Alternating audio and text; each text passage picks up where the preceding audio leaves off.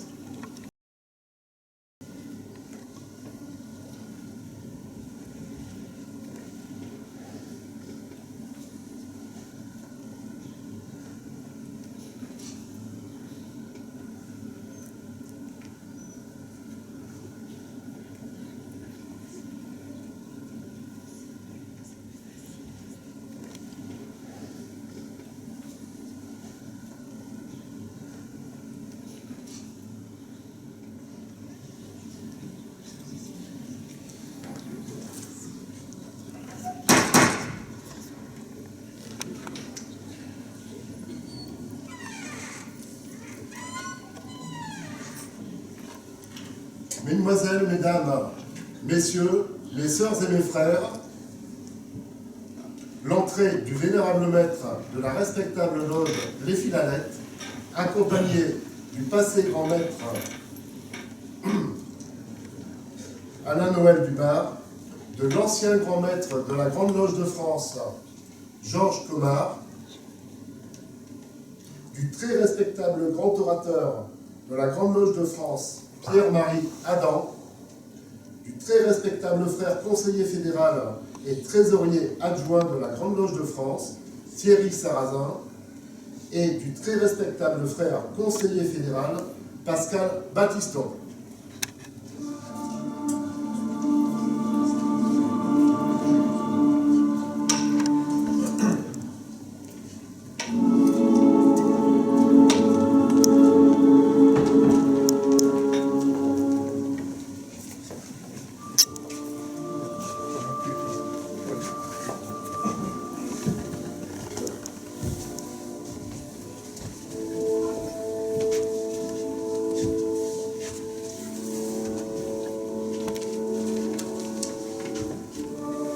Prenez place.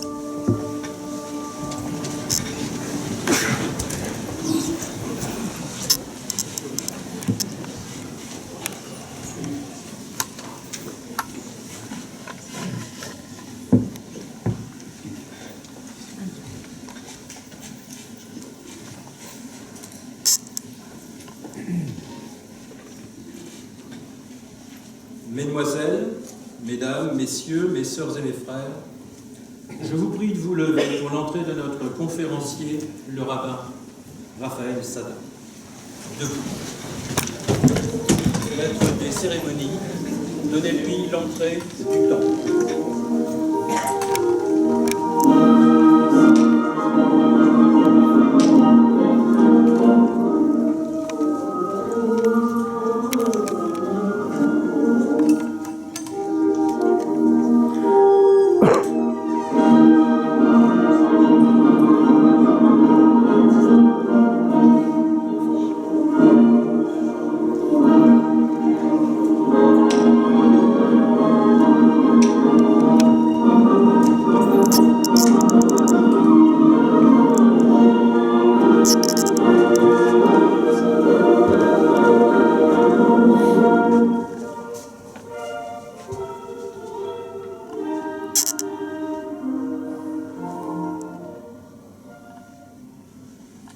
Prenez place.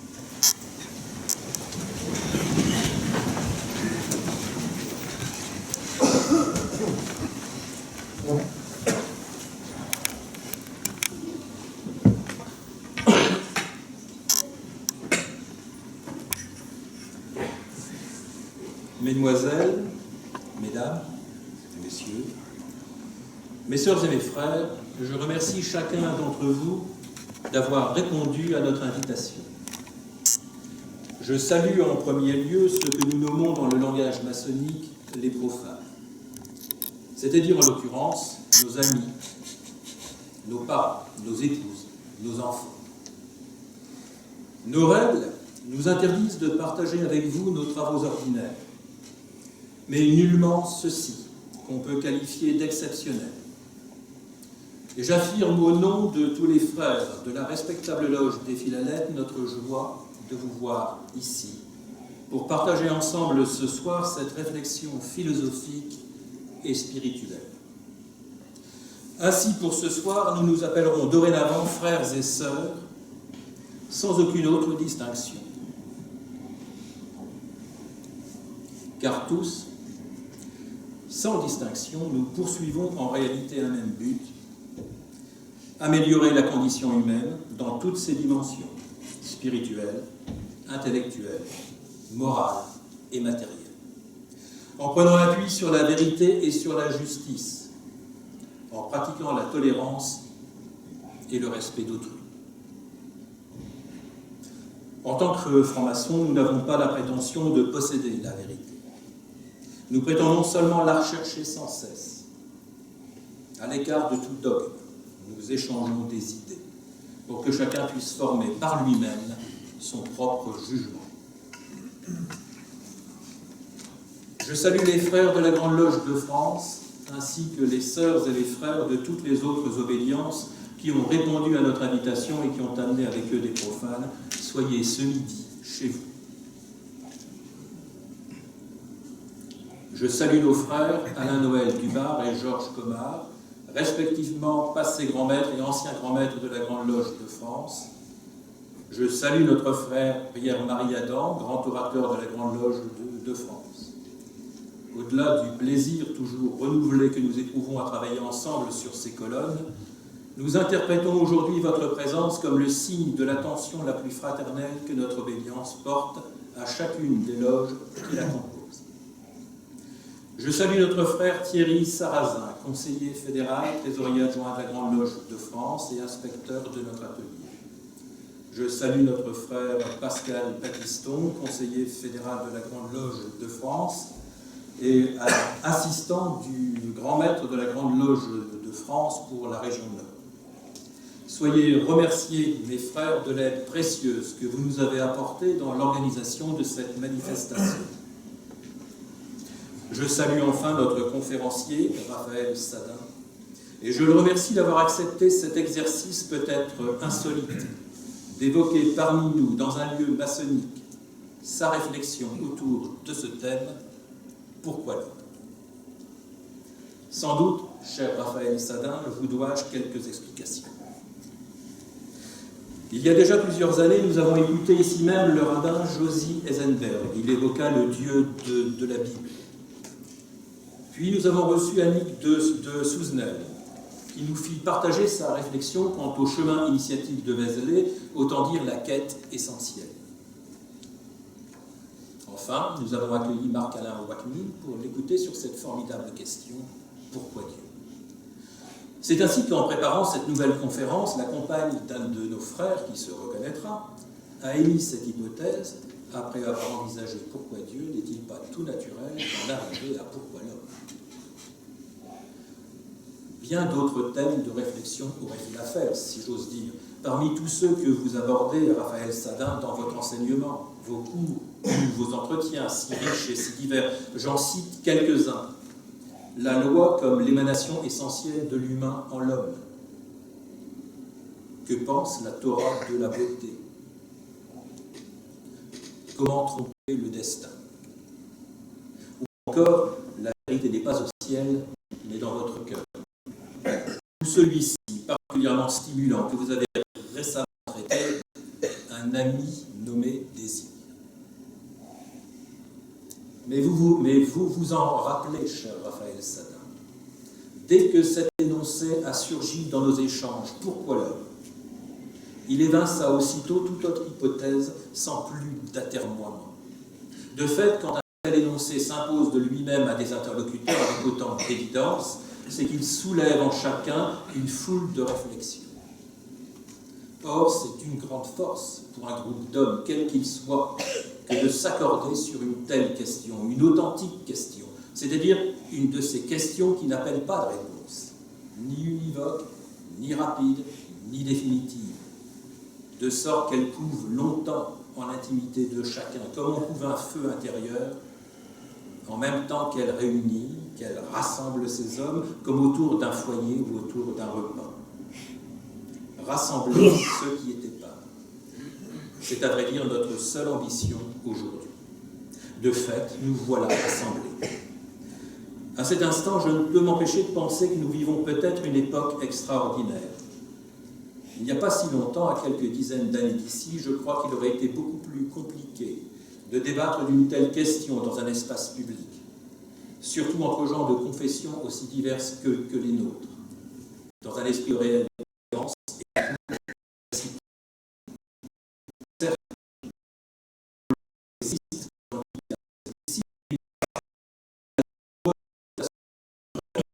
d'autre part, sont-ils assez protégés? Sommes-nous bien assurés de leur solidité?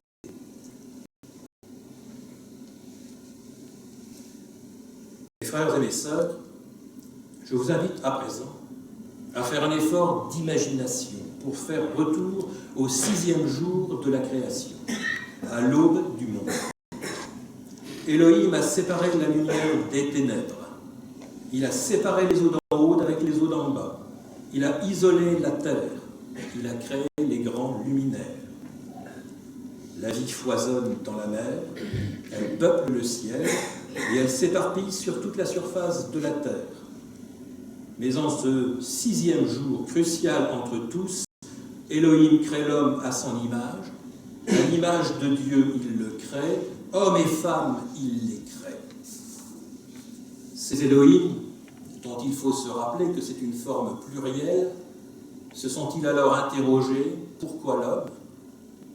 Pourquoi les hommes ?» Cher Raphaël Sadin, vous avez la parole.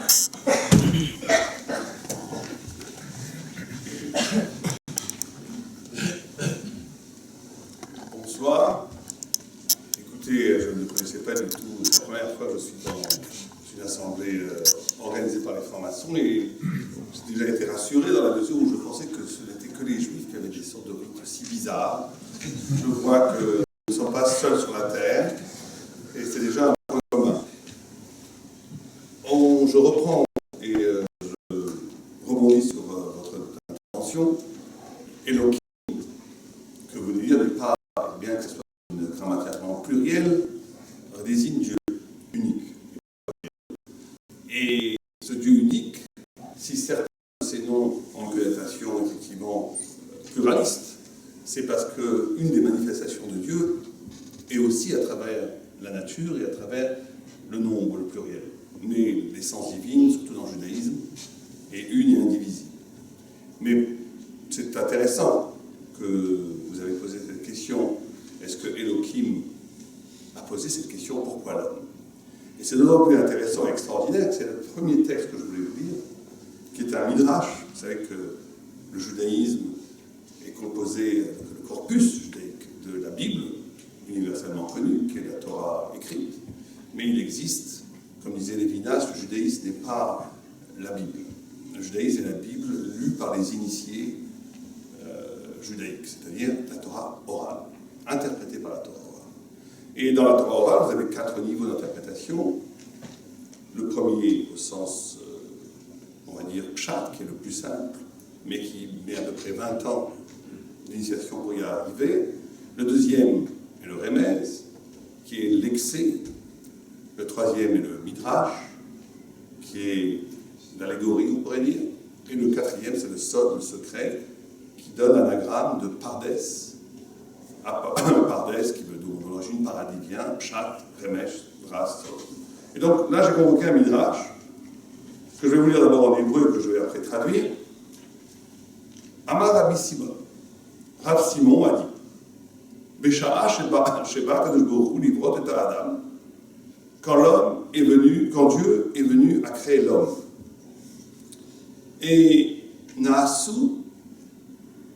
Kitim Shel Malachim. Il avait déjà des anges autour de lui. Il a commencé à poser la question aux anges. Est-ce qu'il faut créer l'homme ou pas? Donc il y a une interrogation à l'origine même de la création humaine. Est-ce qu'il faut créer l'homme ou pas? Certains ont dit Ibaré, certains ont dit Alibaré, certains ont dit crée l'homme, et certains ont dit ne crée pas l'homme. L'ange de la vérité a dit surtout ne crée pas l'homme, parce qu'il est totalement mensonge. L'ange de l'amour a dit crée l'homme, parce qu'il est capable d'amour. L'ange de la paix a dit surtout ne crée pas l'homme, il est kuloktata, l'homme est belliqueux par essence. L'ange de la tzedaka, ça veut dire de la miséricorde, de l'entraide, a dit crée l'homme car il est capable de miséricorde et d'aide, de fraternité. Un texte tout à fait bizarre. Et le texte continue, il nous dit qu'au milieu de la discussion, en plein milieu de la discussion, Dieu a dit mais pourquoi discutez-vous? Les anges répondent à Dieu, nous discutons parce que tu nous as posé une question. Est-ce qu'il faut créer l'homme ou pas? Et Dieu dit, mais j'ai déjà créé l'homme. Comme il est écrit, d'ailleurs signifié dans le texte biblique, Naase Adam Betzalmen. Faisons. Naase peut être lu en hébreu comme un futur ou comme un passé. Naase, le Midrash dit, Naase Gvar, il a déjà été créé. Tout à fait étrange. Dieu convoque des anges, se demande est-ce que ça vaut le coup de créer l'homme ou pas. Discussion sauvage, une sorte de fracas céleste où certains disent Ibaré, crée. C'est un Ibaré ne crée surtout pas l'homme. Déjà, ces fracas dans les yeshivot talmudiques où chacun dit son contraire, la dialectique juive, déjà à l'époque, même il n'y avait pas encore de juifs, où le monde était en paix, où il n'y avait que des anges. Et ce fracas céleste, au milieu de ce fracas céleste, Dieu dit j'ai déjà créé l'homme. Et bien entendu, aux commentateurs de s'interroger, c'est comme si je vous disais est-ce que ça vaut le coup d'acheter une maison ou pas? Oui, non, mes amis me disent oui, mes amis me disent non. Au bout de la discussion, je dis j'ai déjà acheté la maison. Tout le monde devrait me répondre en me disant mais dans ce cas-là, il ne fallait pas me demander mon avis. Quel est le sens de ce questionnement qui n'attend pas la réponse? Et les commentateurs disent la chose suivante. Ils disent, parce que cette question, pour celui qui a les oreilles, dure jusqu'à aujourd'hui. Est-ce que ça vaut le coup de créer l'homme? Cette discussion, Ibaré, Alibaré, crée-le, ne le crée pas, est encore à une oreille prophétique, palpable dans les cieux. Comme si on voulait nous apprendre déjà d'emblée, que quand on pose la question « Pourquoi l'homme ?», ce « Pourquoi l'homme » serait non seulement une question, mais serait peut-être la forme la plus profonde de l'identité humaine. L'homme serait un « Pourquoi l'homme ?» L'homme serait essentiellement, dans son essence, l'homme ne serait pas l'animal doué de langage, comme Aristote voulait le dire, dit comme certains anthropologues le disent, l'homme qui enterre ses morts. L'homme serait l'homme parce qu'il reste éternellement un questionnement, une question dans son essence même. Dans le fait qu'il ne soit pas sûr qu'il faille ou qu'il ne faille pas créer l'homme. Et que ce questionnement se perpétue jusqu'à la fin des temps, depuis l'origine du monde et jusqu'à la fin du monde. Alors on peut se poser la question, mais pourquoi? En quoi il est si important de laisser cette ouverture questionnante par rapport à la nature humaine? La réponse que les commentateurs disent, c'est le premier axe de réflexion qui me paraît fondamental, c'est parce que si on avait décidé, selon la tradition talmudique, que ça valait le coup de créer l'homme, si le débat entre les anges et Dieu avait abouti sur une décision de ne pas créer l'homme, il n'y aurait pas eu toute l'aventure humaine et on serait resté là. Si la décision avait été de créer l'homme, oui, ça vaut le coup de créer l'homme, ça n'aurait pas été un homme. Parce que quelqu'un d'autre, à part l'homme justement, aurait décidé à sa place que ça valait le coup d'exister. Or, quand les commentateurs nous disent que cette question dure jusqu'à aujourd'hui, c'est comme si ce flambeau du questionnement, comme si cette intensité de l'interrogation du est-ce que ça vaut le coup ou pas créer l'homme, Dieu s'en est décidé.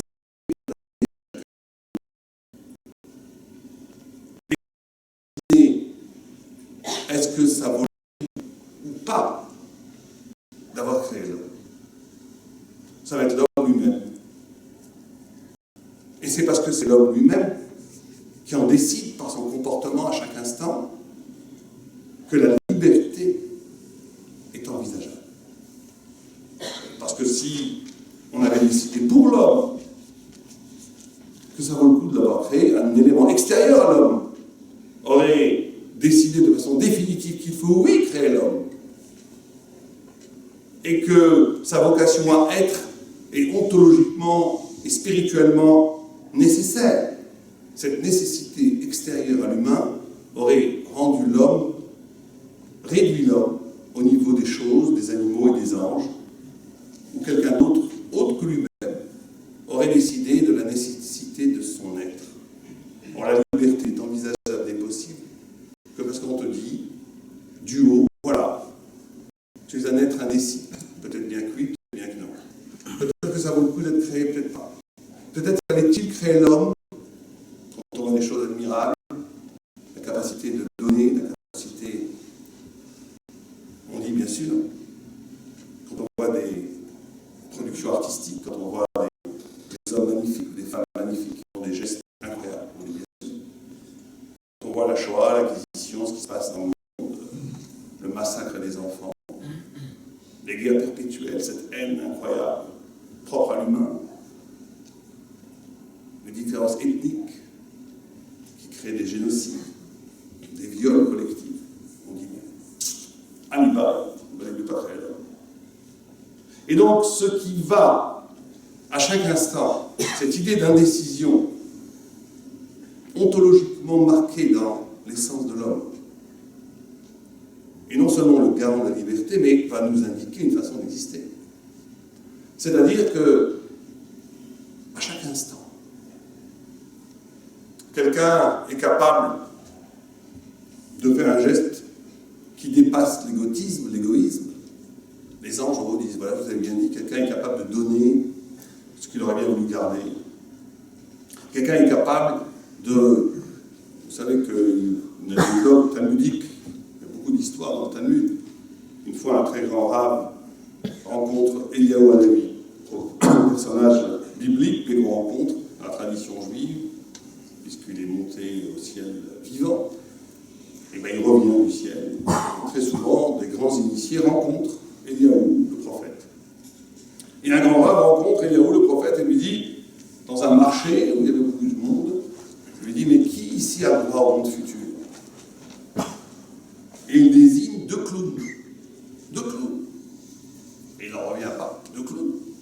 Le rave va voir ces deux clowns, il leur dit, mais qu'est-ce que vous faites? Qui êtes-vous? Et il répond, nous on est des clowns. Mais comment ça se fait que... c'est quoi votre vie? Il dit, nous on aime faire plaisir aux gens. On aime donner du bonheur aux gens. Et là, le rave sourit et comprend que c'est pour ça qu'ils ont un grand monde futur. La capacité de s'arracher à une nature fermée, crispée, sur l'identité crispée sur elle-même, sur l'égotisme, l'égoïsme, le fait de pouvoir se dépasser, de casser avec le cycle de la nature, justifie à cet instant l'extraordinaire, la merveille de la création de l'homme.